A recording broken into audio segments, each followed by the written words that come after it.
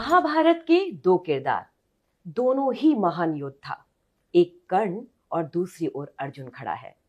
पर आप जानते हैं, कर्ण में बहुत गुण थे, लेकिन उसका चयन गलत था।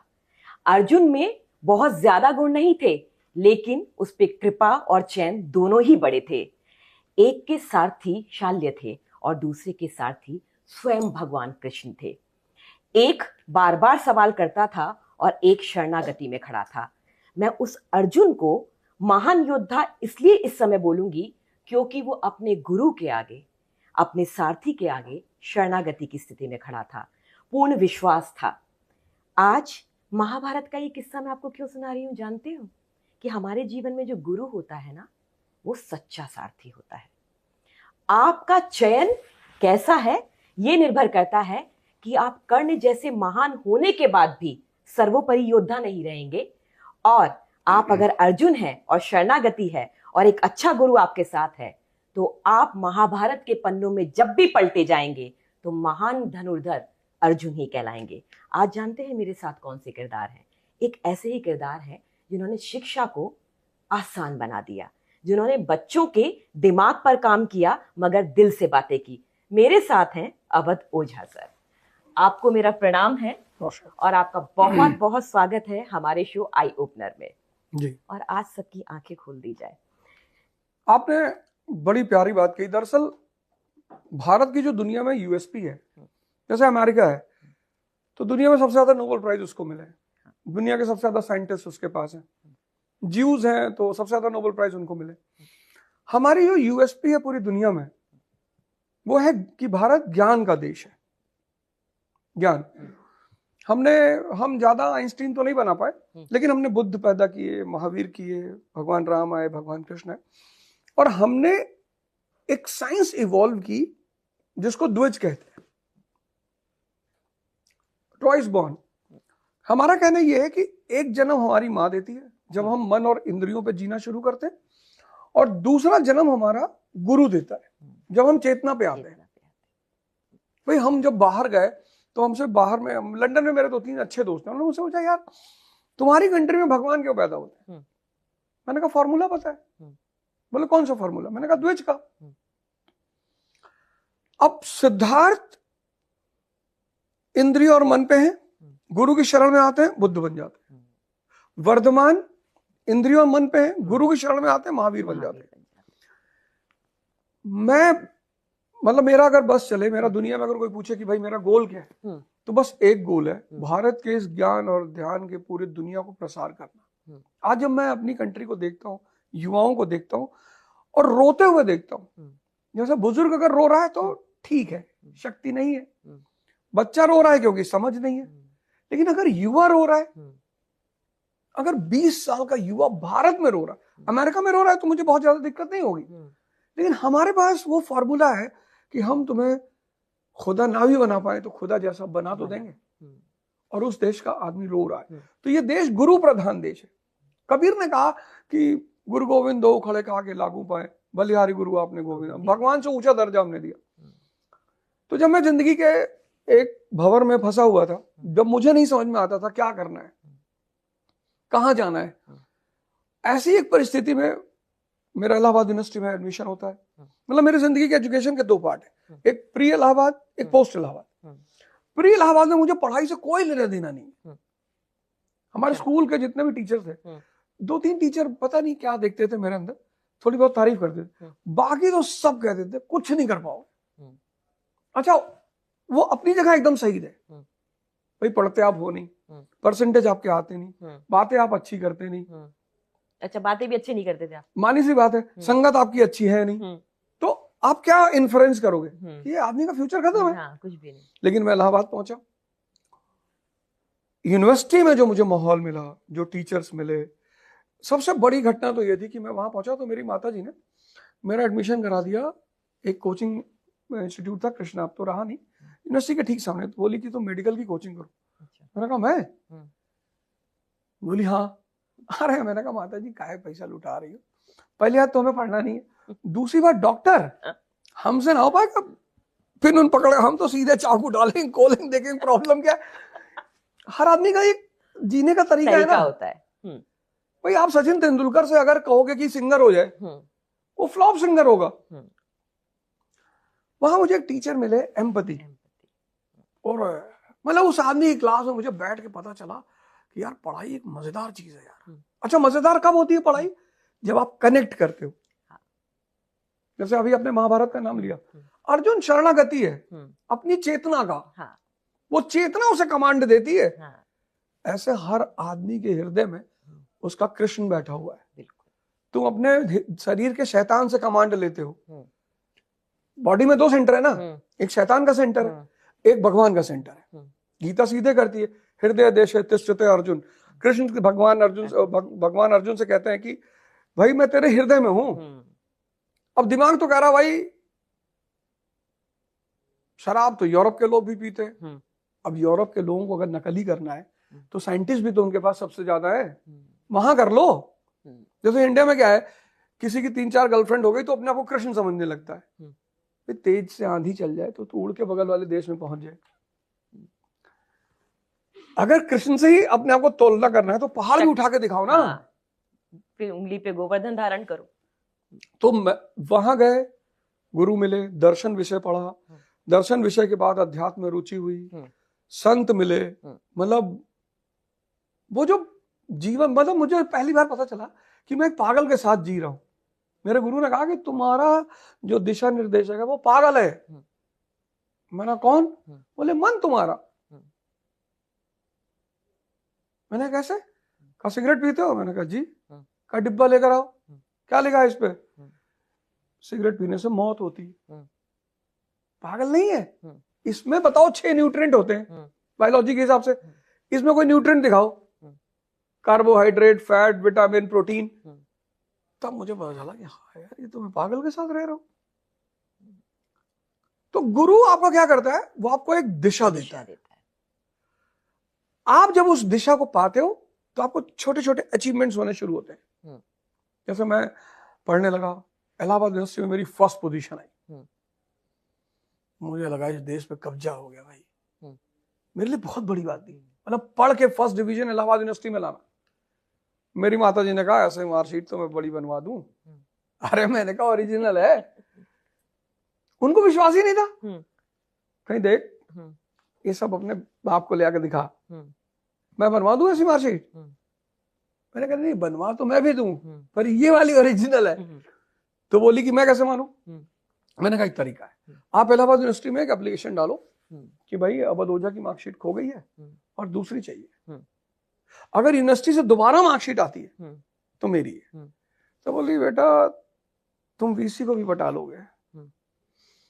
मैंने कहा माता जी ऐसी बातें नहीं है। तो जिस आदमी की माँ ये मानने को तैयार नहीं थी, उस आदमी का भी जीवन बदला। किसकी वजह से? गुरु की वजह से, दिशा की वजह से। ऐसे मैं आज अपने भारत के युवाओं को देखता हूं कि वो सिर्फ दिशाविहीन है। कोई लड़का बुरा नहीं है, कोई लड़की बुरा नहीं है। जिसको किताब में मन नहीं लगेगा वही तो रोमांस बैठ के करेगा। भाई अगर आपको किताबों में मजा आने लगा तो आप तो 6 घंटे लाइब्रेरी में बैठोगे।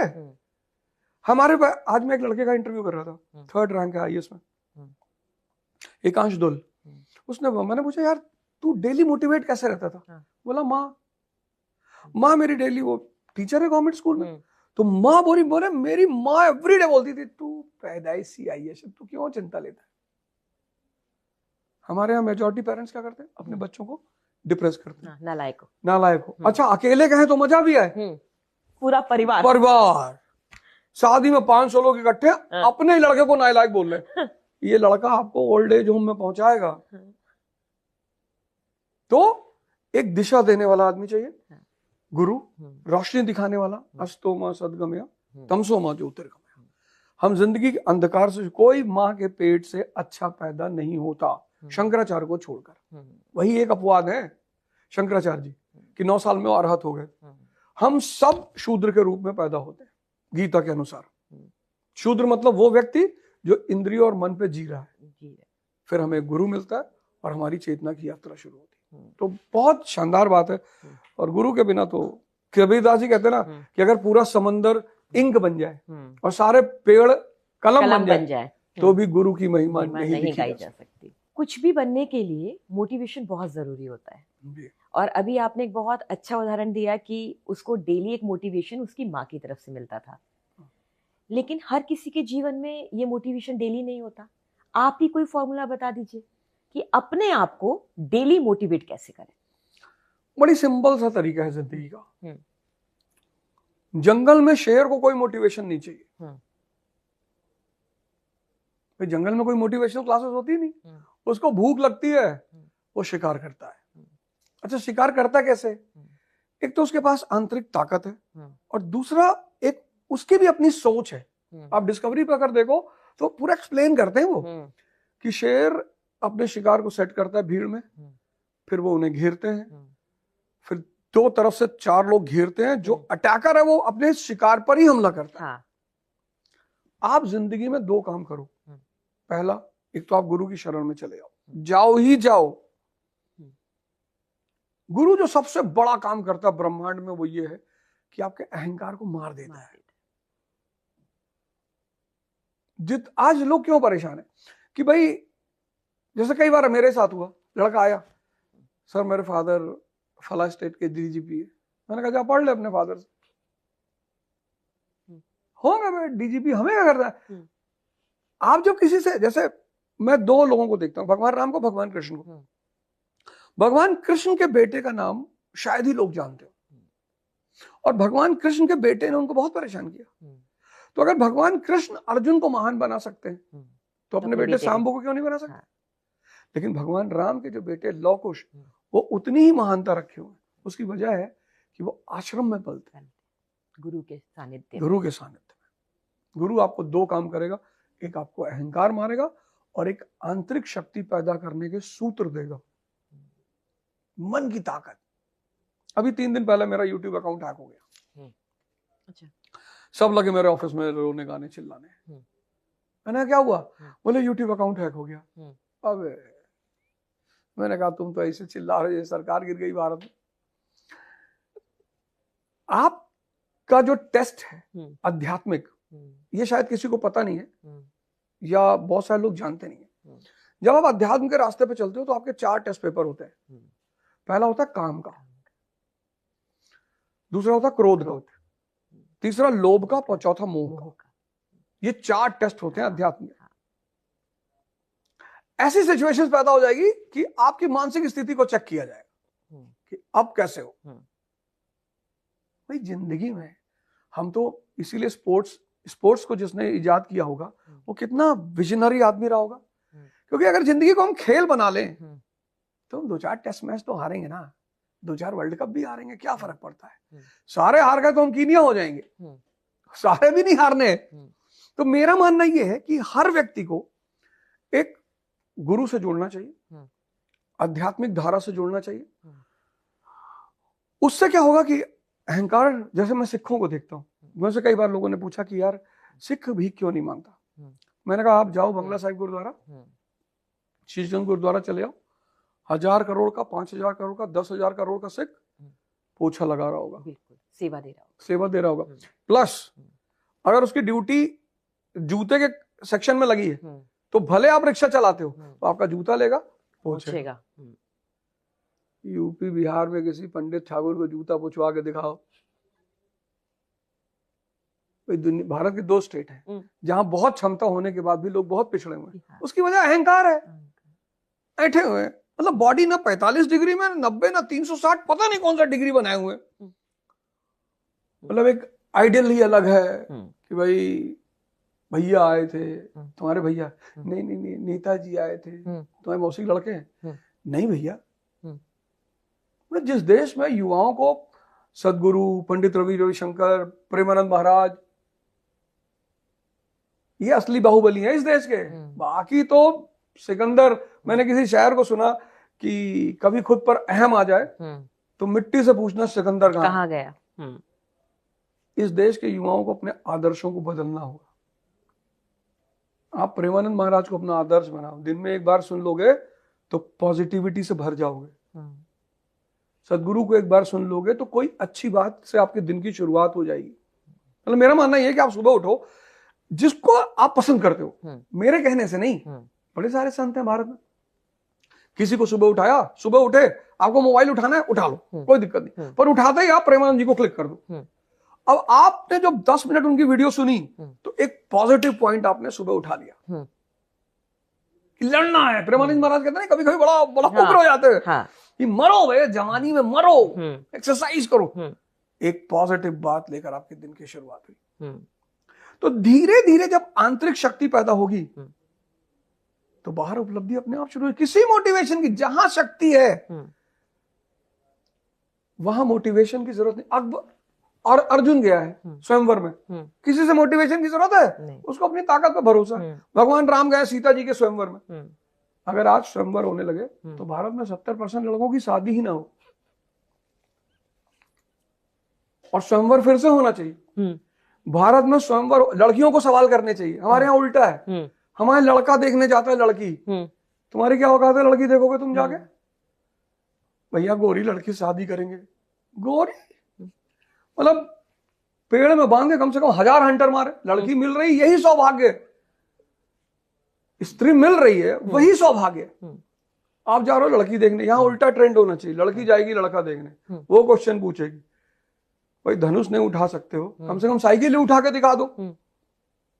भी जिसके साथ उसे रहना है वो ये तो देख ले कि इसके अंदर कैपेबिलिटी है मुझे रखने की कि नहीं है। तो जैसे जैसे आंतरिक शक्ति विकसित हो जाएगी वैसे वैसे उत्साह बढ़ता चला जाएगा। आज चाइना को किसी मोटिवेशन की जरूरत है? नहीं है, पाकिस्तान को है। तो जहां कमजोरी है आंतरिक वहां मोटिवेशन है, जहां आंतरिक शक्ति है वहां उत्साह है। उस उत्साह में, उस गुरु की दिशा में आदमी उपलब्धि करता चला जाएगा। कहते भी है ना कि आप अंदर से जीतते हैं तो पूरी दुनिया आप जीत जाते हैं। बिल्कुल बिल्कुल। आपके बचपन की तरफ मैं लेकर के चलती हूँ। इतनी पिटाई पड़ी आपको, स्कूल में भी जो भी आया आपको पीट के चला गया, आपकी चोटी तक पकड़ लिया, आपके बस्ते को फेंक दिया, ये सब कुछ हुआ। एक बच्चा जो सबसे पिट रहा था वो बड़े होते होते होते इतना दबंग कैसे हो गया? आपने मिर्जापुर सीरीज देखी है? हाँ थोड़ी सी। उसमें गुड्डू भैया एक बात कहते हैं बड़ी प्यारी। आपका फेवरेट किरदार है गुड्डू भैया? नहीं, मेरा फेवरेट किरदार है अखंडानंद। अच्छा। तो गुड्डू भैया कहते हैं कि शुरू मजबूरी में किया था, मजा आ रहा है। अच्छा। मेरे साथ भी वही हुआ। कहते हैं ना कि आप जब किसी को बहुत सप्रेस करते हो, घातक मूवी वाला कहा हांड हुआ मेरे साथ। अच्छा। कि आपने किसी को इतना सप्रेस कर दिया कि बगावत पे उतरा। हाँ। और जब पहली बार बगावत हुई तो मजा बहुत आया। अच्छा। जैसे एक आदमी को मारा और दूसरे दिन जब स्कूल पहुंचे तो लोग भैया नमस्ते। तो मैं सोचा, मैंने कहा यार ये तो पढ़ा रहे हैं कि अहिंसा करो तो जिंदगी सही चलेगी, ये तो गलत पढ़ा रहे हैं। ये तो पूरा सिद्धांत ही गलत बता रहे हैं। भाई हमने किसी को, मेरे पिताजी माताजी 15-20 साल गांव नहीं गए। क्यों? नहीं लड़ सकते। इसीलिए जब कोई कमजोर आदमी मुझसे अहिंसा की बात करता है तो मेरा मन करता है कि वो हिंद महासागर में फेंक दूं उठा के। भगवान राम जब अहिंसा की बात करते हैं तो अच्छा लगता है। एक ताकतवर इंसान अगर बात करे। बिल्कुल। लंका पहुंचते हैं, समुद्र पे पुल बनाते हैं। रावण एक बार हैरान तो हुआ ही होगा कि यार समुद्र पार कर लिया। वहां जाकर वो कहते हैं रावण से कि भाई देख, मैं तुझे एक मौका और देता हूं, तू मेरी पत्नी को वापस कर दे। ये भगवत्ता है। शक्ति के साथ होते हुए सरलता का प्रदर्शन, ये भगवत्ता है। कमजोर हो गए तो जब घटनाएं घटनी शुरू हुई और रास्ता जीवन का बदला, मारपीट शुरू हुई, हिंसा शुरू हुई, उसके बाद से तो लोगों ने जो इज्जत देनी शुरू की, तब मैंने कहा कि अरे गलत रास्ते पे जी रहे थे, सही रास्ता तो अब मिला है। बस वहां से मजा आने लगा। फिर तो इस देश में एक खास बात है जो मैं बार बार कहता हूं कि गांधी की जितनी ताकत है उस ताकत को देखना बहुत बड़ी बात है। एक कांस्टेबल के सामने लोग खड़े होकर जबान नहीं लड़ा पाते, वो ब्रिटिश साम्राज्य के सामने खड़े होकर जबान लड़ा रहे थे। सिर्फ गोली चलाना ही ताकत नहीं है, किसी का विरोध करना भी ताकत है, उससे बड़ी ताकत है। तो बस वहीं से जीवन परिवर्तित होना शुरू हुआ। और जब एक बार मजा आने लगा तो फिर तो आप बचपन में भी ना बड़े सवाल करते थे, क्योंकि आपके पिताजी ने कहा कि अगर कोई मास्टर पूछे कि पढ़ना क्यों है तो आपको पूछना है क्यों पढ़ूं। तो ये क्यों अभी तक है जारी? ये आप अपने बच्चों में भी डाल रहे हैं जिनको पढ़ा रहे हैं? बिल्कुल बिल्कुल। मैं तो अपने मेरे अपने बच्चे जो हैं, हाँ, मैं उनसे कहता हूँ देखो, अगर तुम जैसे दिमाग का एक फीचर है, हाँ, क्यूरियोसिटी। जितने बच्चे होते हैं वो सब बड़े सवाल करते हैं, और बच्चे अजीब अजीब से सवाल करते हैं। मम्मी मैं आपकी शादी में कहा था, कभी कभी पेरेंट्स बड़े उसमें एम्बैरेसिंग सिचुएशन में आते हैं कि ये क्या पूछ लिया भाई, या मम्मा मैं कैसे पैदा हुआ था। वो क्यूरियोसिटी है, वो मन का फीचर है क्यूरियोसिटी। हम क्या करते हैं, इंडियन सोसाइटी उसको मारती है। थ्री इडियट जो मूवी है ना, उसमें कुछ बड़े प्यारे किरदार है और सीन्स है। उसमें एक सीन है कि उसका डीन समझा रहा होता है, फिर वो हाथ उठाता है, कहता सर स्पेस में पेंसिल क्यों नहीं यूज होती सर? आपको क्वेश्चन पूछना चाहिए।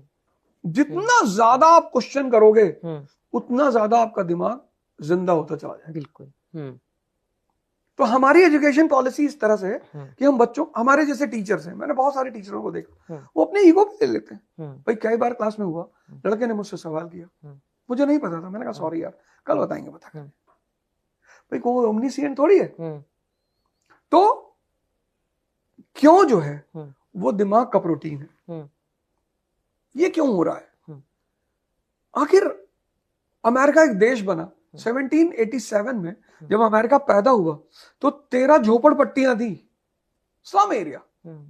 1945 में वो वर्ल्ड पावर है, 1991 में वो सुपर पावर है। तो कोई तो रीजन होगा। हाँ। हम इस अप्रोच से पढ़ाते ही नहीं। मैं फिर उस मूवी कोट करूंगा, थ्री इडियट को। वो दुबे लाइब्रेरियन कहता है मैं भैया स्पीच बता देता हूं क्या लिखा। कहता है दुबे जी नहीं जानना है, रट लिया है। अब रट लिया फिर क्या हुआ? चमत्कार का बलात्कार हुआ ना। बस इसी में यूथ परेशान है। तो क्वेश्चन करना ही चाहिए, बशर्ते हाँ कुछ कंडीशन लगी होती है। जैसे हम, आपका टीचर पढ़ा रहा है, उसको आधे घंटे का टाइम है पढ़ाने का, 1 घंटे का है, तो आप कोशिश करो कि आप उससे टाइम मांगो। हाँ, कि sir please I have some doubt sir, तो आप जहां बोलोगे मैं क्वेश्चन पूछ लूं। तो इस तरह से फिर आपका क्वेश्चन पूछना ही चाहिए। अगर दिमाग की कोई प्रोटीन है तो वह है क्वेश्चन, वो पूछना ही चाहिए। आप जब क्लासरूम में जाते हैं, इतने वीडियोस आपके वायरल होते हैं, एक अलग स्टाइल में आप पढ़ा रहे हैं, एक चकल्लस तरीके से बातें कर रहे हैं, एक बार आपके स्टूडेंट ने आपको पिस्टल ही गिफ्ट कर दी, ऐसा क्या हो गया? एक्चुअली क्या है ना कि मैं भगवान कृष्ण से बहुत प्रभावित हूं। अच्छा। मेरा मानना यह है कि आप बांसुरी तो बजाओ, लेकिन शिशुपाल गाली दे के नहीं जा सकता, वो भी 100। भारत जैसे देश में जिसके ऊपर रेगुलर आक्रमण का इतिहास है, रेगुलर, एंशिएंट हिस्ट्री से अगर हम देखें तो रेगुलर, शक, कुषाण, हूण, मंगोल, मुगल, ईरानी, अफगानी, अंग्रेज। तो जिस देश में निरंतर आक्रमण होते हैं वहां के लोगों को शास्त्र के साथ शस्त्र में भी निपुण होना चाहिए। जैसे मैं चुनाव लड़ने गया तो लोगों ने कहा मास्टर है, तो 7-8 दिन तो बड़ा लोग एकदम टीचर समझते थे। इंडिया में टीचर मतलब कोई निरीह इंसान,